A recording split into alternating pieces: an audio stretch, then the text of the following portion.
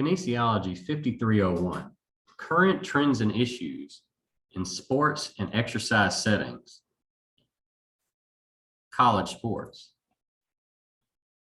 The purposes of this lecture are to provide historical context for North American college sports and to review some of the common topics in college sports.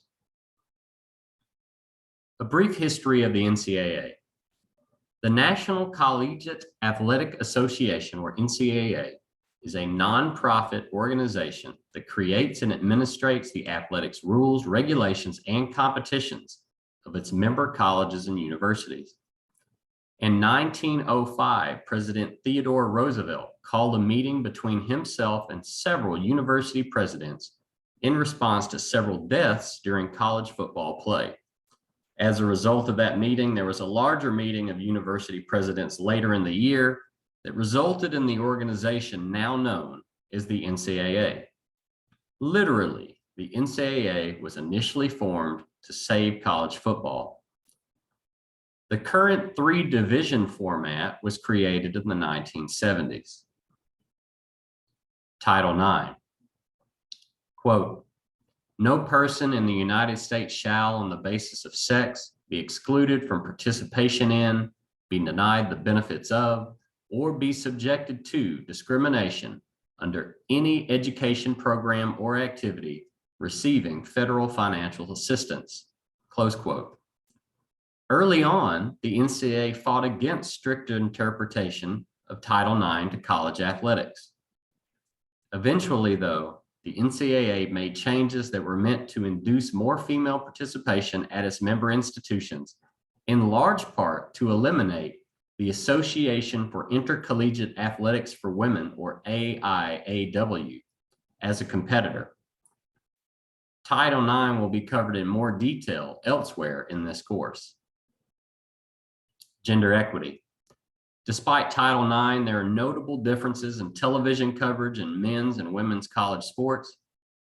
There's a tremendous difference in the amount of coverage, exact percentages vary by year, from men's to women's college sports. Go to your favorite sports website and scroll down. How long before you reach some type of women's sports coverage, college or otherwise? Even then, if it is there, what was the proportion of male sports coverage to female? In spring 2021, there was notable controversy about the differences in accommodations, facilities, and gifts between the men's and women's NCAA basketball tournaments. Other gender-based differences have been frequent throughout the history of American college sports. Note that information specific to transgendered controversies will likely be covered elsewhere in this course. Money-related issues. Despite nominally being a nonprofit entity, over the 21st century, the amount of money coming into the NCAA, its conferences, and its member universities through media rights contracts has continued to grow. The most recent national championship deals are as follows. The media rights deal for the NCAA Division I football playoffs, with only 3 total games and only 4 teams participating, is valid through the 2025-26 season and is worth over $500 million annually at the time of this writing for 4 games.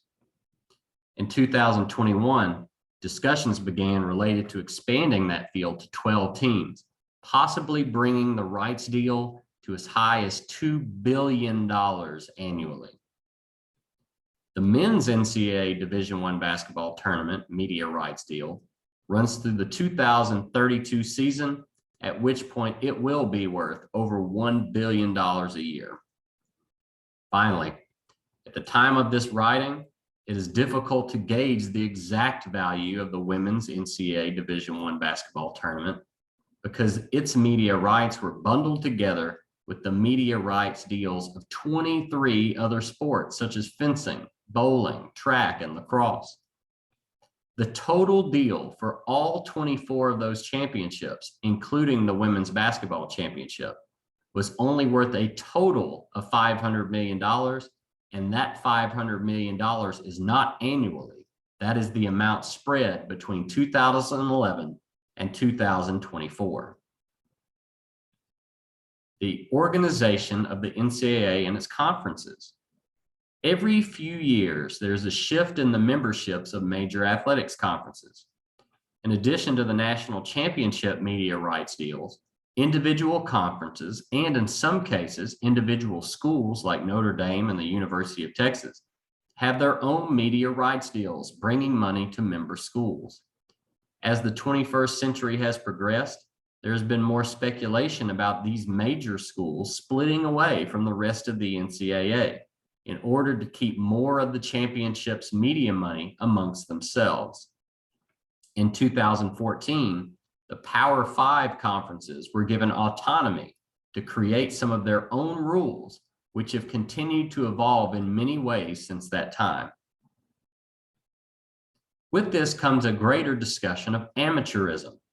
Despite the billions of dollars in revenue to Division I schools, in most cases, athletes are still only compensated directly from the schools with scholarships to cover tuition, and in some, quote, Power Five cases, a cost of living.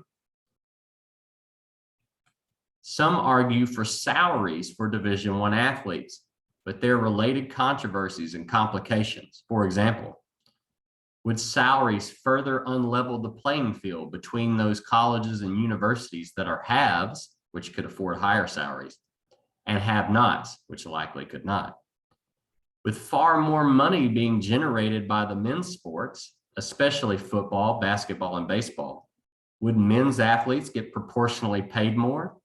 And if so, would that constitute a Title IX violation, since the universities are still, quote, receiving federal education funding, unquote? Name, image, and likeness, or NIL. Former UCLA national champion basketball player Ed O'Bannon had last played for UCLA in 1995. However, in 2008, he noticed that his name, image, and likeness was being used in that year's NCAA men's basketball video game. He sued the NCAA in 2009, and his case started a cascade of events that resulted in 2021 Supreme Court decision in NCAA versus Alston, which forced the NCAA to allow athletes to receive paid endorsements and sponsorship deals as of July 1st, 2021. This change immediately changed the college sports landscape, not just at the major Division I level, but also at Division II and Division III levels as well. Specified in lecture assignment. Complete this assignment in a Word document. Using ETBU appropriate language, what do you think about the NCAA? This is an invitation to simply give your opinion and is intentionally ambiguous. If you need more detailed guidance, let the instructor know. Justify your response using at least one properly cited outside source. Insert your answer with a minimum of 500 words and a maximum of 600 words, and then submit that Word document to the Canvas assignment as an attachment prior to the due date and time. Closure. The devotional assignment this week is due before 11:59 p.m. Monday, Central Standard Time. Specified in lecture assignment is due Tuesday before 11:59 p.m. Central Standard Time. 2 discussion board initial posts are due Thursday before 11:59 p.m. Central Standard Time. The article review assignment for this week is due Friday before 11:59 p.m. Central Standard Time. 2 discussion board required replies are due Saturday before 11:59 p.m. Central Standard Time. If you have any questions, please email the instructor. And now proceed to the next course requirement.